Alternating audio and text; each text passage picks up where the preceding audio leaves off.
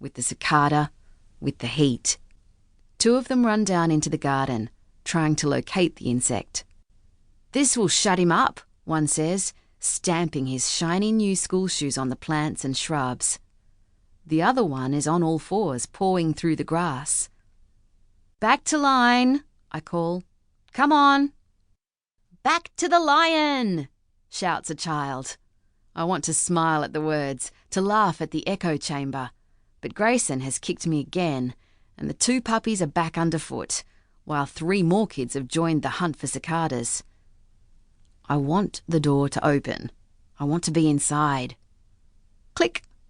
The door lunges forward, and children surge inside like shoppers at the Boxing Day sales. They tumble onto the mat, rolling and lolling and flopping. "My am just so tired," says one, and she pushes her sweaty fringe away from her eyes. The room is old, large and stifling. The smell of wood glue saturates the air. I find the remote control for the air conditioner and frown, wondering why the screen is dead. "Want me to turn it on?" asks the helpful little one. "I know how." I can do it. I force a smile and slide the plastic panel off the back. I roll the batteries back and forth before replacing the panel and pressing the button again. I sit the remote on my in tray and make a mental note. Change batteries. I pick my way through the pile of children, each of them deflated on the vibrant coloured mat. I watch for tiny fingers, like landmines that mustn't be detonated by my size 8 shoe. Grayson is sitting in my seat, and I let him stay there while I hang up my hat and sunnies and key and first aid kit. Choose your battles. The air conditioner bursts into life, and a dull hum pervades the room. I remember the cicada and return to the door to see 2 students still outside, jumping and pawing at the earth. "Come on, guys," I call. "Inside." The lapdogs circle me again. "Inside," one of them bellows. The cicada hunters run towards us. "Okay," I say brightly, picking my way back to my seat. "Everybody sitting on the mat." I say it again, clapping my hands with each word. I stand over Grayson, who is swivelling in my chair at the front of the room. He flicks out his foot and strikes my leg. "Shoo," he says and points.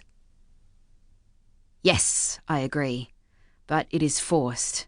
I'm going to get everybody started on our next activity, and then I'm going to do your shoe.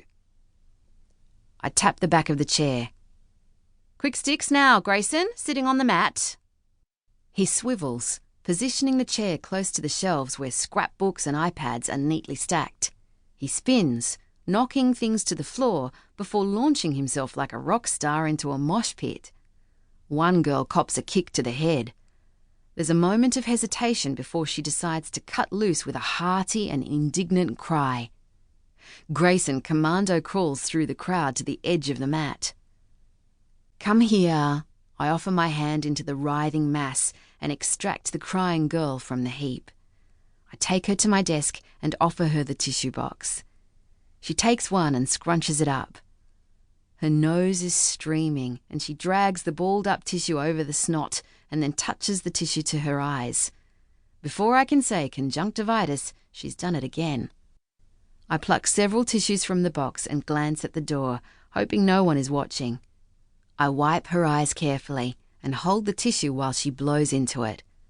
I feel the gooey softness swell between my fingers and try not to gag. "You're all right," I tell her. She burrows into me and hugs hard.